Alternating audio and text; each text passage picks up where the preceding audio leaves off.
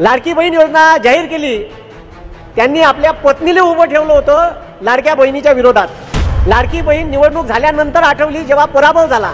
बहिणीचं प्रेम 1500 रुपयात विकत घेता येत नाही आणि तो सत्यानाश झाला नाही पाहिजे म्हणून एक त्यानं आता सध्या स्कीम आणली आहे लाडकी बहिणा.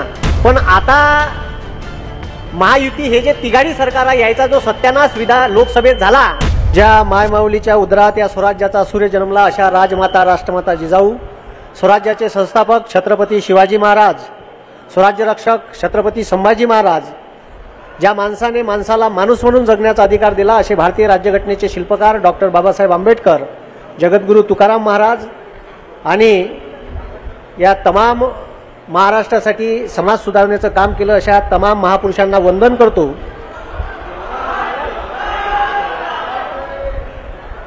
आपल्या या महाविकास आघाडीचे आधारस्तंभ आदरणीय पवार साहेब, आपल्या राष्ट्रवादी काँग्रेस पक्षाचे अध्यक्ष आदरणीय जयंत पाटील साहेब, आदरणीय महाराष्ट्राचे माजी मंत्री राजेश टोपे साहेब, आपल्या सर्वांचे लाडके खासदार अमोलजी कोल्हे साहेब, ज्यांनी ही यात्रा अविरतपणे चालू ठेवली आणि इथले मागच्या वर्षी विधानसभेला उभे असलेले आणि फार थोड्या मताने पराभव झाला, पण यावर्षी नक्की बबलू भाऊंना भविष्यात आपण विजयी करू या आशेने हा संकल्प घेऊन सगळे लोक जमा झाले. आणि आपल्या जालना जिल्ह्याचे राष्ट्रवादी काँग्रेसचे अध्यक्ष मिरारजी देशमुख आणि उपस्थित या मंचावरील सर्व मान्यवर आणि सर्व नागरिक, लोकसभेच्या वेळेस अनेक ठिकाणी मी गेलो, लोकांचा प्रचंड प्रतिसाद होता. पण आता महायुती हे जे तिघाडी सरकार आहे यायचा जो सत्यानाश लोकसभेत झाला, ते त्याला 100% माहित आहे का आपला सत्यानाश ह्या विधानसभेतही होणार आहे आणि तो सत्यानाश झाला नाही पाहिजे म्हणून एक त्यानं आता सध्या स्कीम आणली आहे लाडकी बहिणा. आणि लाडक्या बहिणीचं प्रेम म्हणजे लाडकी बहीण भावाले खूपच आवडते बा, बहिणीले भाऊ असं अजिबात नाही.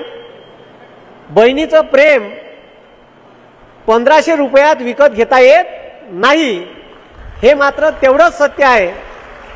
आणि बहिणीचा जिव्हाळा आता आठवला, पण ज्यांनी निवडणूक जाहीर केली, ज्यांनी लाडकी बहीण योजना जाहीर केली, त्यांनी आपल्या पत्नीला उभं ठेवलं होतं लाडक्या बहिणीच्या विरोधात. म्हणजे तुम्ही विचार करा, लाडकी बहीण निवडणूक झाल्यानंतर आठवली जेव्हा पराभव झाला. म्हणून येणारा काळ हा आपल्यासाठी आहे. त्याच्यानंतर कराळे सर नेहमीच आपल्या भाषणाने सगळ्यांना लोटपोट करतात. आपल्या भाषणाच्या शैलीने ते जगभरात प्रसिद्ध सुद्धा आहे. आता असंच लाडकी बहीण योजनेवर बोलताना कराळे मास्तरांनी अजितदादांची खिल्ली उडवली.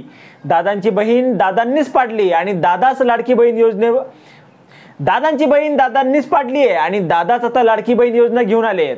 अरे लाजा वाटायला पाहिजे यांना. अशा शब्दात कराळे मास्तरांनी अजितदादांना चांगलंच सुनावलं.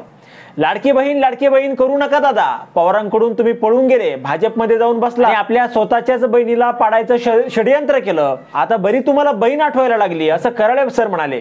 आता कराळे सरांच्या या भाषणावर तुम्हाला काय वाटतं? तुमचं मत कमेंट बॉक्समध्ये लिहायला अजिबात विसरू नका. व्हिडिओ आवडला असेल तर जास्तीत जास्त शेअर करा. आणि आतापर्यंत मराठी जनता आपण आपल्या या चॅनलला सबस्क्राईब जर केलेलं नसेल तर चॅनलला सबस्क्राईब करा.